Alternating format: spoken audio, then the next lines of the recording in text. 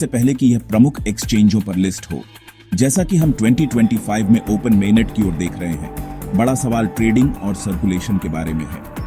एक बार जब फायरवॉल हटा दिया जाएगा तो पीआई क्रिप्टोकरेंसी एक्सचेंजों पर लिस्ट होने योग्य होगा और इसकी कीमत खुले बाजार में सप्लाई और डिमांड द्वारा निर्धारित की जाएगी। यूजर्स को माइन किए गए टोकन कैसे रिलीज किए जाएंगे, इसका विवरण अभी भी अंतिम रूप दिया जा रहा है, लेकिन यह शायद एक ग्रेजुअल प्रोसेस होगी ताकि बड़े पैमाने पर बिक्री से बचा जा सके जो कीमत को क्रैश कर सकता है।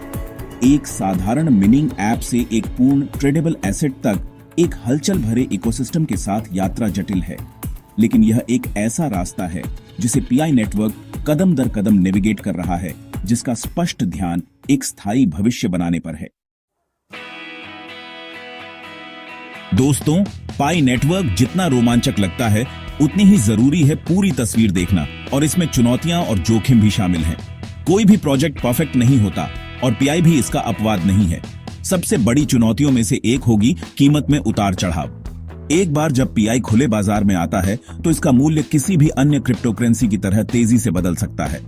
ग्लोबल कंसेंसस वैल्यू को लेकर भी बहस है, जहां कुछ कम्युनिटी के सदस्य बहुत हाई शुरुआती कीमत की वकालत करते हैं जो शायद रियलिस्टिक न हो और निराशा का कारण बन सकती है। कॉइन के भविष्य के मूल्य के बारे में रियलिस्टिक उम्मीदें रखना और यह समझना महत्वपूर्ण है कि यह बाजार की ताकतों द्वारा निर्धारित किया जाएगा, न कि सिर्फ कम्युनिटी की उम्मीदों से। एक और महत्वपूर्ण बाधा इसके इकोसिस्टम की वर्तमान स्थिति है। जबकि डैप्स के माध्यम से उपयोगिता बनाने का विचार शानदार है, इकोसिस्टम अभी भी अपने शुरुआती चरणों में है।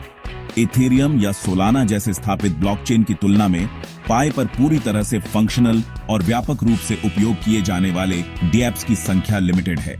पीआई की सफलता प्रतिभाशाली डेवलपर्स को आकर्षित करने और ऐसे एप्लीकेशन बनाने की अपनी क्षमता पर बहुत ज्यादा निर्भर करेगी जिन्हें लोग वास्तव में उपयोग करना चाहते हैं। मजबूत वास्तविक दुनिया की उपयोगिता के बिना कॉइन के सिर्फ एक और सट्टा संपत्ति बनने का जोखिम है। ये एक महत्वपूर्ण चुनौती है जिसे कोर टीम और कम्युनिटी को लॉन्ग टर्म सफलता के लिए पार करना होगा। हमें सेंट्रलाइजेशन और टोकन अनलॉक के बारे में चिंताओं पर भी बात करने की जरूरत है। इनक्लोज्ड मेननेट फेज के दौरान कोर टीम का नेटवर्क पर महत्वपूर्ण नियंत्रण होता है, जिसे कुछ आलोचक सेंट्रलाइजेशन के रूप में देखते हैं। डिसेंट्रलाइजेशन का असली परीक्षण ओपन मेननेट के साथ आएगा।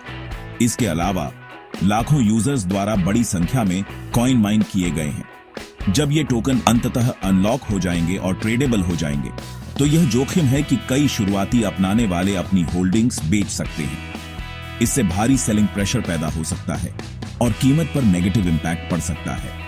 इस टोकन रिलीज को मैनेज करना प्रोजेक्ट के भविष्य के लिए सबसे नाजुक ऑपरेशनों में से एक होगा। तो अंतिम बात क्या है?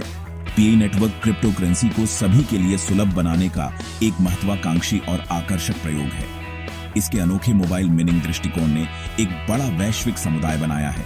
हालांकि इसे स्पष्ट दिमाग और एक स्वस्थ सावधानी के साथ देखना आवश्यक है।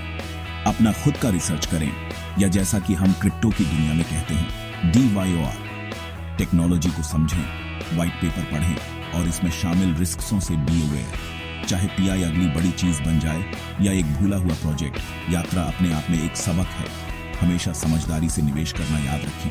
कभी भी उतना जोखिम न लें जितना आप खोने का जोखिम नहीं उठा सकते, और जिज्ञासु बने रहें, सुरक्षित रहें।